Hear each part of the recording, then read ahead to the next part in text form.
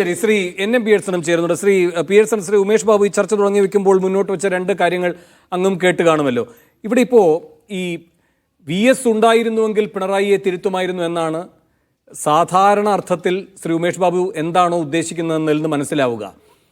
അപ്പോൾ VS ഇല്ല എങ്കിൽ തിരുത്തപ്പെടാതിരിക്കുന്ന ഒരാൾ, അങ്ങനെയാണോ പിണറായി എന്ന കമ്മ്യൂണിസ്റ്റ് ഇപ്പോൾ അടയാളപ്പെടുത്തപ്പെട്ടിരിക്കുന്നത്? ഇപ്പോൾ VS അച്യുതാനന്ദൻ ഈ പറയുന്ന ആലപ്പുഴ സമ്മേളനവും കൂടെ കഴിഞ്ഞതിന് ശേഷം പിന്നെ ഒട്ടും സജീവമല്ലാത്ത ഘട്ടത്തിലേക്ക് മാറി.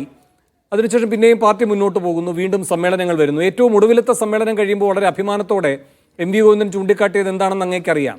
വിഭാഗീയത പൂർണ്ണമായും ഇല്ല എന്നാണ് പറയുന്നത്.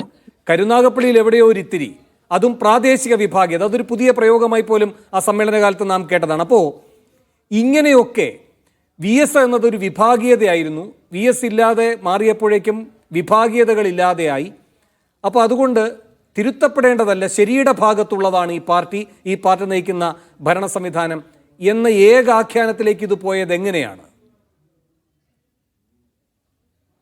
അല്ല, എനിക്ക് മുന്നേ സംസാരിച്ച എല്ലാവരും പറഞ്ഞ കാര്യങ്ങൾ ഉൾക്കൊണ്ടുകൊണ്ടാണ് നമുക്ക് ചർച്ചയിൽ തുടരാൻ കഴിയുള്ളൂ. കാരണം അതൊക്കെ ഓരോരോ കോണുകളിൽ നിന്ന് നോക്കുന്ന സമയത്ത് വളരെ ശരിയായിട്ടുള്ള കാര്യങ്ങളാണ്.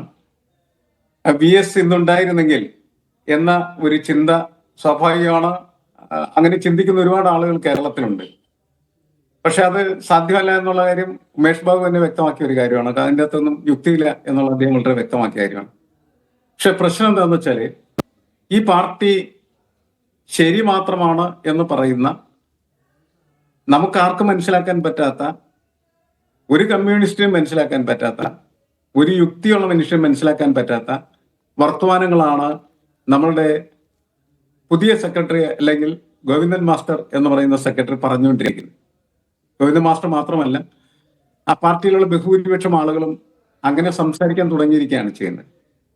അങ്ങനെയുള്ള സംഭാഷണമാണ് വളരെ ഗുരുതരമായ രീതിയിലേക്ക് ഈ പാർട്ടിയുടെ ജീർണതയെ പ്രകടമാക്കുന്നത് എന്നാണ് ഞാൻ മനസ്സിലാക്കുന്നത്. കാരണം നേരത്തെ ബാലകൃഷ്ണൻ സൂചിപ്പിച്ചതുപോലെ കമ്മ്യൂണിസ്റ്റ് പാർട്ടിയുടെ സംഘടനാ സംവിധാനം അത് ശരിയല്ല എന്ന് വലിയ വലിയ നേതാക്കൾ തന്നെ പറഞ്ഞിട്ടുള്ളതാണ്. മാവോ പറഞ്ഞിട്ടുണ്ട്, ഗ്രാംഷി പറഞ്ഞിട്ടുണ്ട്. അവരൊക്കെ തിരുത്താനും ശ്രമിച്ചിട്ടുള്ള. ഒരു കാരണവശാലും സഹിക്കവയ്യാതെ എന്ന സമയത്താണ് മാവോ പറഞ്ഞത് പാർട്ടി ഹെഡ്ക്വാർട്ടേഴ്സ് ബോംബിട്ട് തകർക്കണമെന്നാണ് പറഞ്ഞത്. അങ്ങനെ പറയുന്നത് എത്ര കാലങ്ങൾക്ക് മുമ്പാണെന്നുള്ള കാര്യം മനസ്സിലാക്കുക. അപ്പോൾ അങ്ങനെയുള്ള ഒരു ചട്ടക്കൂടും ഒരു സംവിധാനം അതിനകത്തുണ്ട്. അത് അൾട്രാ സെൻട്രലിസത്തേക്ക് പാർട്ടിയെ കൊണ്ടുപോവുകയും പാർട്ടി സെക്രട്ടറി എന്ന് പറയുന്നതാണ് എല്ലാം എന്ന് സ്ഥാപിച്ചെടുക്കുന്ന ചെയ്യുന്ന സംവിധാനം. അത് നമ്മൾ ലെനിന്റെ കാലം മുതൽ എങ്ങനെയാണ് സ്റ്റാലിന് കുറെ കൂടി വസ്തുതവൽക്കരിച്ച് നമ്മളെ കാണിച്ചു തന്നു എന്ന് മാത്രമേ ഉള്ളൂ. അതിനെ തകർക്കുക എന്ന് പറയുന്നതാണ് യഥാർത്ഥത്തിൽ മാവോ അദ്ദേഹത്തിന്റെ വാചകത്തിലൂടെയും അതുപോലെ ഗ്രാംഷി.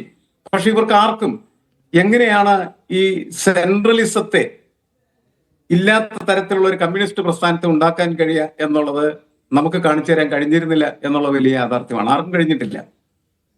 VSനും അത് കാണിച്ചു തരാനായിട്ട് കഴിഞ്ഞിട്ടില്ല. പക്ഷെ VS ഒരു കാര്യം നമ്മളെ കാണിച്ചു തന്നു. അത് ഇങ്ങനെയുള്ള ഈ ലെനിസ്റ്റ് സംഘടനാ സംവിധാനത്തിന് അകത്ത് നിന്നുകൊണ്ട് അതിനെങ്ങനെയാണ് ഹാമറിനടിച്ച് പൊളിക്കുക എന്നുള്ളത് നമ്മൾ വ്യക്തമായിട്ട് കാണിച്ചു തന്നു എന്ന് മനസ്സിലാക്കുന്ന ഒരാളാണ് ഞാൻ. അതുകൊണ്ട് എപ്പോഴും VSന്റെ ഒരു സവിശേഷത എന്ന് പറയുന്നത് വിമതത്വം.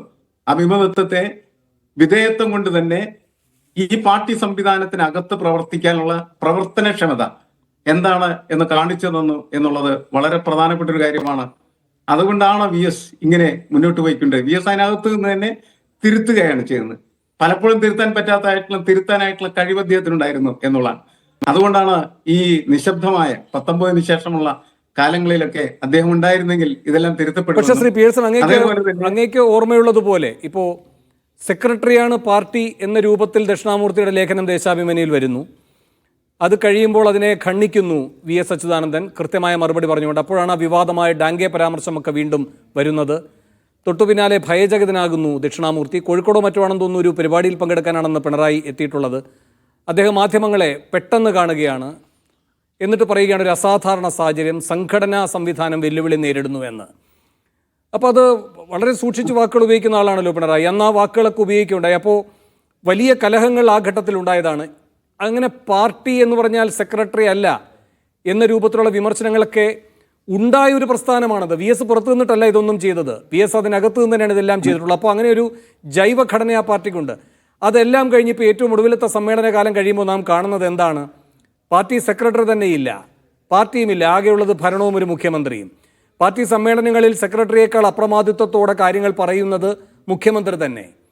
അപ്പോൾ പിണറായിയുടെ അനുസരിച്ചാണ് നിയമങ്ങൾ. പിണറായി സെക്രട്ടറി ആയിരിക്കുമ്പോൾ പാർട്ടി എന്നത് സെക്രട്ടറി, പിണറായി മുഖ്യമന്ത്രി ആയിരിക്കുമ്പോൾ പാർട്ടിയുമില്ല സെക്രട്ടറിയുമില്ല.